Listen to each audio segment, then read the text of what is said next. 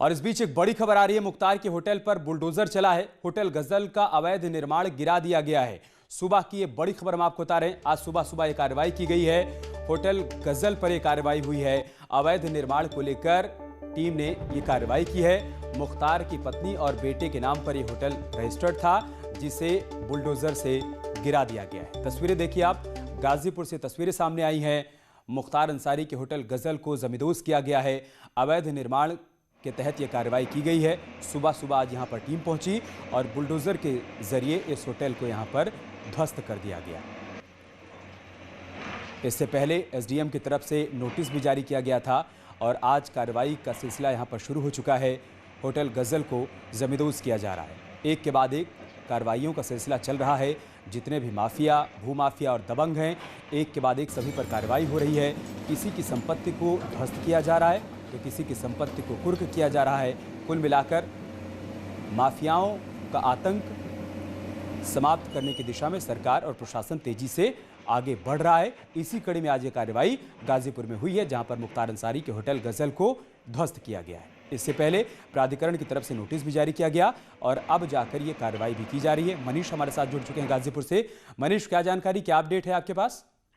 अमित, आपको बता दें कि योगी सरकार के एंटी माफिया अभियान के तहत मुख्तार गैंग पर लगातार शिकंजा कसा जा रहा है। इससे पहले भी मुख्तार अंसारी की कई अवैध संपत्तियां कुर्क की गई। उनके खास करीबी लोगों के लाइसेंस निलंबित किए गए। कई उनके खास गुर्गों को गिरफ्तार किया गया। साथ ही उनकी संपत्तियों पर जिला प्रशासन की तरफ से सीजिंग और कुर्की की कार्रवाई की जा चुकी है। इसी क्रम में आज शहर के मऊबाग इलाके में स्थित मुख्तार के होटल गजल पर ध्वस्तीकरण की कार्रवाई हो रही है। 8 अक्टूबर को एसडीएम ने इस होटल को लेकर एक नोटिस जारी किया था, ध्वस्तीकरण का नोटिस जारी किया गया था, क्योंकि जांच में पाया गया था कि मुख्तार का होटल गजल जो है वो अवैध तरीके से बनाया गया है। नक्शे के अनुरूप इसका निर्माण नहीं किया गया है। होटल के मालिकान मुख्तार की पत्नी और उनके बेटे हैं, जिसके बाद मुख्तार पक्ष हाईकोर्ट चला गया था, लेकिन हाईकोर्ट ने याचिकाकर्ताओं को डीएम के बोर्ड के समक्ष जो है अपील करने के निर्देश दिए गए थे। इसके बाद मुख्तार पक्ष डीएम के समक्ष अपील किया था, लेकिन कल देर शाम डीएम ने अपील खारिज कर दी। डीएम के अध्यक्षता वाले 8 सदस्यीय बोर्ड ने सुनवाई करने के बाद, जांच करने के बाद अपीलकर्ताओं की अपील खारिज कर दी, जिसके बाद आज सुबह ही ध्वस्तीकरण की कार्रवाई की जा रही है और होटल गजल पर सरकारी बुलडोजर चल रहा है और बड़ी तेजी से कार्रवाई की जा रही है। जल्द ही बाहुबली विधायक मुख्तार अंसारी का होटल पूरी तरह जमींदोज कर दिया जाएगा। मनीष, क्या गाजीपुर या फिर मऊ में अभी कुछ और ऐसी संपत्तियां हैं जिनको या तो कुर्क किया जा सकता है या फिर नस्त नाबूद किया जा सकता है, उसको ध्वस्त किया जा सकता है? अमित, योगी सरकार के एंटी माफिया अभियान के तहत गाजीपुर, मऊ ही नहीं, वाराणसी, जौनपुर जैसी जगहों पर ऐसे माफियाओं के खिलाफ लगातार कार्रवाई चल रही है और बाहुबली मुख्तार अंसारी के गैंग पर भी लगातार कार्रवाई चल रही है। तमाम संपत्तियों की जांच की जा रही है, उनके खास करीबियों पर भी निगरानी की जा रही है, उनकी अवैध संपत्तियों पर भी जानकारी जुटाई जा रही है, जाँच की जा रही है। ये सारी जाँच प्रक्रिया चल रही है और इसी क्रम में लगातार कार्रवाई भी की जा रही है। लगातार कहीं पर उनके गैंग से जुड़े हुए लोगों के संपत्तियों पर जांच के बाद लगातार सरकारी बुलडोजर भी चल रहा है। क्या हमें मनीष, आप बने रहे हमारे साथ। दर्शकों को एक बार फिर से इन तस्वीरों के बारे में बता देते हैं। गाजीपुर की तस्वीरें आप देख पा रहे हैं। होटल गजल जो कि अवैध तरीके से बनाया गया था, मुख्तार अंसारी की पत्नी और उनके बेटे के नाम पर रजिस्टर्ड ये होटल, आज उसे ध्वस्त किया जा रहा है। इससे पहले बाकायदा नोटिस जारी किया गया जिसमें कहा गया कि होटल का निर्माण अवैध तरीके से किया गया है, नक्शा पास नहीं करवाया गया है प्राधिकरण से, जिसके बाद मुख्तार पक्ष हाईकोर्ट चला गया था और वहां से भी उनको निराशा हाथ लगी, जिसके बाद एसडीएम के निर्देश पर अभी कार्रवाई हो रही है। आज सुबह सुबह प्रशासनिक टीम यहां पर पहुंची है और पूरे होटल को यहां पर ध्वस्त किया जा रहा है। कुल मिलाकर एंटी माफिया ऑपरेशन लगातार जारी है, फिर चाहे वो प्रयागराज हो, मऊ हो, वाराणसी, गाजीपुर, हर जगह जहां पर भी माफियाओं ने अवैध तरीके से संपत्ति बना रखी है उनके खिलाफ कार्रवाई की जा रही है। बहुत शुक्रिया मनीष आपका हमारे साथ जुड़ने के लिए और तमाम जानकारी हम तक पहुंचाने के लिए। आगे बढ़ते हैं। बिहार विधानसभा चुनाव के दूसरे चरण में 3 नवंबर को मतदान होना है। इस चरण का प्रचार आज से समाप्त हो जाएगा। दूसरे चरण में प्रचार को फाइनल टच देने के लिए प्रधानमंत्री नरेंद्र मोदी का दौरा होने वाला है। वो समस्तीपुर, छपरा और पूर्वी चंपारण में चुनावी सभा को संबोधित करेंगे और एनडीए प्रत्याशियों के समर्थन में वोट की अपील करेंगे। बिहार के समस्तीपुर में 1 नवंबर को होने वाली प्रधानमंत्री नरेंद्र मोदी की रैली के लिए 2 मंच बनाए गए हैं। मुख्य मंच पर पीएम मोदी के साथ ही सीएम नीतीश कुमार और कुछ मुख्य नेता भी मौजूद रहेंगे। वहीं प्रत्याशियों के लिए एक दूसरा मंच बनाया गया है।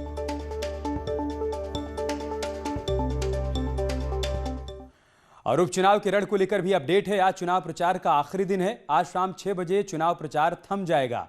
उपचुनाव के प्रचार के लिए आज आखिरी दिन है। 3 नवंबर को वोट डाले जाएंगे। 7 सीटों के लिए वोटिंग होनी है। 10 नवंबर को उपचुनाव के नतीजे आएंगे। उससे पहले आज चुनाव प्रचार का आखिरी दिन है। आज आखिरी दिन ताबड़तोड़ रैलियां देखने को मिलेंगी। एक के बाद एक प्रत्याशियों की जीत के लिए चुनाव प्रचार करते हुए बड़े बड़े चेहरे, बड़े बड़े नेता नजर आएंगे। सीएम योगी आदित्यनाथ ने भी पूरी ताकत झोंक रखी है। देवरिया में भी उन्होंने रैली की, वहां पर भी प्रत्याशियों की जीत के लिए अपील की। और यही प्रयास समाजवादी पार्टी, बीएसपी और कांग्रेस के बड़े चेहरों की तरफ से भी किया जा रहा है कि उनके प्रत्याशियों की जीत सुनिश्चित की जा सके। आज चुनाव प्रचार का आखिरी दिन है। शाम 6 बजे प्रचार थम जाएगा। उससे पहले हर नेता की कोशिश होगी कि जन जन तक पहुंचकर वोट की अपील की जाए।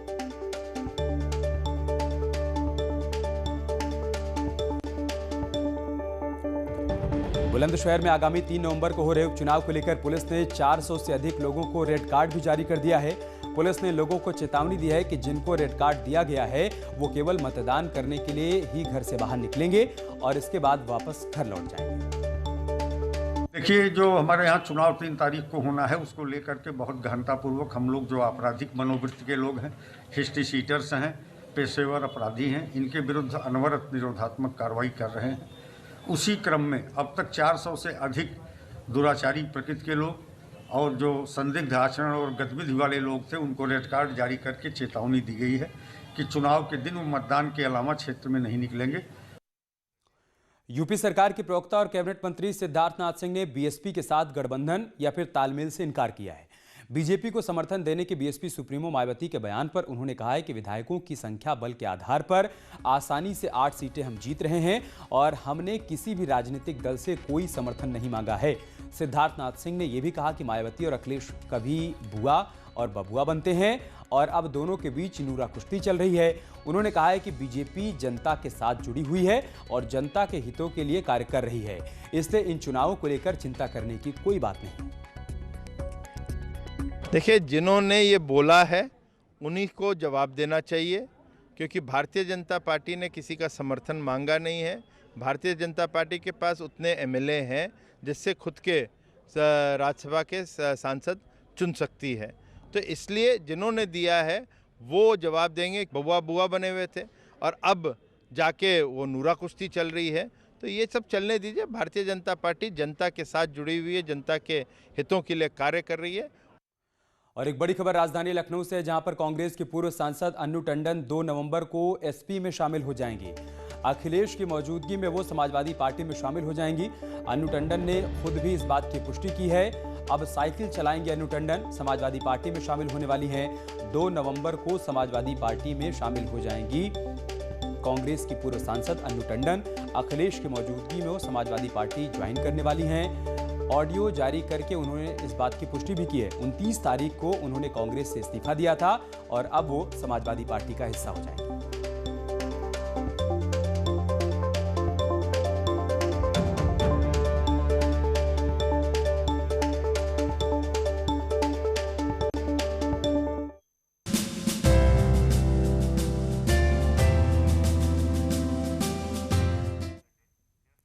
सीएम योगी आदित्यनाथ शनिवार को वाराणसी के दौरे पर रहे। इस दौरान सीएम योगी ने काशी के कोतवाल बाबा काल भैरव के मंदिर में जाकर आरती की, पूजा अर्चना की और साथ ही काशी विश्वनाथ महादेव के द्वार जाकर आरती में शामिल हुए।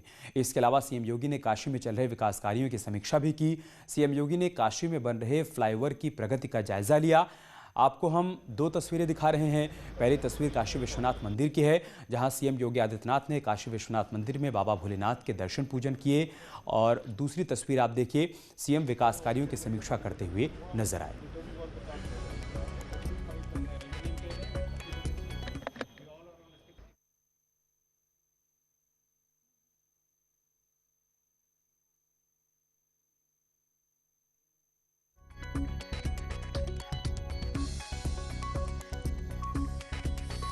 और आज से प्रदेश में टीबी के खिलाफ अभियान की शुरुआत होने जा रही है। टीबी रोगी खोज का अभियान आज से शुरू हो जाएगा। सीएम लखनऊ से इस अभियान की शुरुआत करने वाले हैं। सीएम आवास पर 11 बजे कार्यक्रम का आयोजन किया गया है। स्वास्थ्य मंत्री जय प्रताप सिंह भी इस दौरान मौजूद रहेंगे। मंत्री सुरेश खन्ना भी मौजूद रहेंगे। 29 जिलों में शुरू होगा यह अभियान। 1 नवंबर से प्रदेश के 29 जिलों में फिर से सघन टीबी रोगी खोज अभियान शुरू किया जाएगा। योगी आदित्यनाथ लखनऊ से इस अभियान का शुभारंभ करने वाले हैं। 5 कालिदास आवास पर 11 बजे कार्यक्रम का आयोजन किया गया है। कार्यक्रम में स्वास्थ्य मंत्री जय प्रताप सिंह, चिकित्सा शिक्षा मंत्री सुरेश खन्ना समेत अन्य अधिकारी भी मौजूद रहेंगे।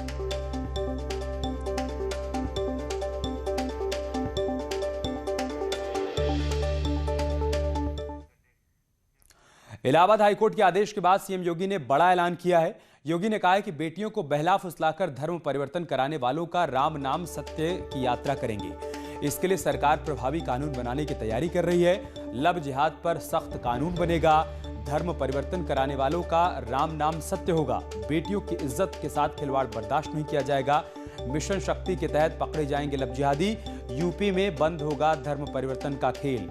हाईकोर्ट के आदेश के बाद अब यूपी सरकार कानून बनाने की दिशा में आगे बढ़ेगी। गरीब को, किसान को, व्यापारी की संपत्ति को जबरन कब्जा करेगा।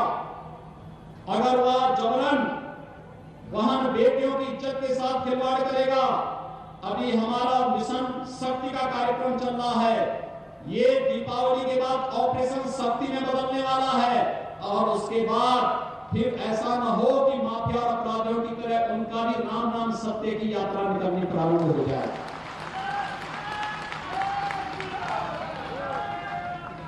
प्रदेश के अंदर दंगा करने वालों के लिए कोई जगह नहीं। प्रदेश के विकास में बाधक तत्वों को प्रदेश में अराजकता फैलाने की कोई छूट सरकार नहीं देने जा रही है। और यही कहने के लिए आज मैं आपके बीच आया हूं। कल उच्च न्यायालय ने प्रयागराज में एक फैसला दिया और उन्होंने कहा है कि आवश्यक नहीं, कोई आवश्यक नहीं, धर्म परिवर्तन करना शादी के लिए आवश्यक नहीं है। और भाइयों बहनों, लव जिहाद की समस्या पर भी सख्ती से अंकुश लगाने का कार्य सरकार करने जा रही है। और सख्ती के साथ अंकुश लगाने का कार्य करेगी, जिसके समाज में वैमनस्यता बढ़े, जिसके कारण अराजकता पैदा हो, छल छद्म और किसी प्रकार का लोभ लालच में बहन बेटियों की इज्जत के साथ खिलवाड़ करने वाले की जगह जेल होनी चाहिए और कानून के शिकंजे में ला करके ऐसे लोगों की संपत्तियों को जब्त करने का कार्य करने के साथ ही घोषित दुराचारी के रूप में उनकी पोस्टर भी चौराहे चौराहे पर चस्पा करने का कार्य करेंगे। यह संकल्प लेकर के आज हम सब आपके बीच यहां पर उपस्थित हुए हैं।